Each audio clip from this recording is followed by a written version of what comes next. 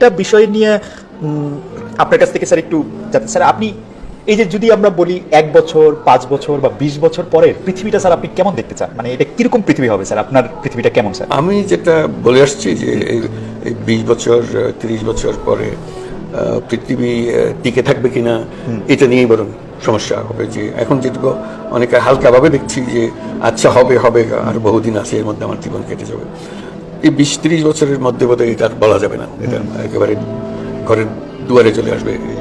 আমি বলছি যে বর্তমান যে গতিতে এবং যে প্রকৃতিতে অর্থনীতি চলছে, তাতে ফিনিশিং লাইন যেখানে পৃথিবীর সমাপ্ত হবে, এই সমাপ্তি রেখাটা এখন আমরা দেখতে পাচ্ছি। এটা এমন না যে কয়েক শতাব্দী লাগবে এই সমাপ্তি রেখায় পৌঁছতে, এটা আর নাই। এটা আমাদের দশকের বিষয় হয়ে গেছে, এটা 1 দশক না 2 দশক না 3 দশক এর মধ্যে চলে এসছে যে আমরা ক্রমে এই সীমারেখাটা দেখতে পাবো। কাজেই পৃথিবীর ভবিষ্যৎ বলতে যে বোঝায় সেটা আমি বলবো যে খুব ভালো না, কিন্তু আমরা সেই অনুপাতে অনুভব করছি না। আমরা দৈনন্দিন কাজ করছি, ফুর্তিতে আছি, মাঝে মাঝে বলি বা গ্লোবাল ওয়ার্মিংয়ের কথা বলি।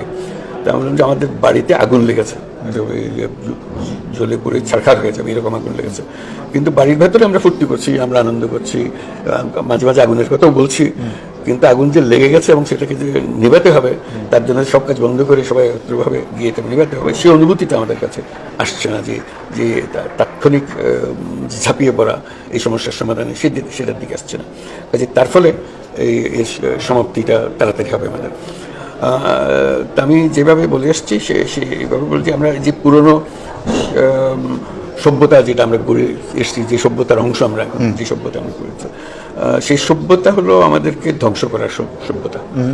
এটার আর কোনো প্রতিকার নাই। এই সভ্যতা যতদিন আমরা থাকবো, শুধু দৈনন্দিন স্টেপগুলো নিতে থাকবো, পদক্ষেপ এগিয়ে যেতে থাকবো, যাতে করে আমরা সমাপ্তি পর্বটা কাছে নিয়ে আসতে পারি। এটা হতে থাকবো। তাই আমরা যে এইভাবে যদি আমরা ছেড়ে দিই, তাহলে আমাদের নিষ্কৃতি নেই।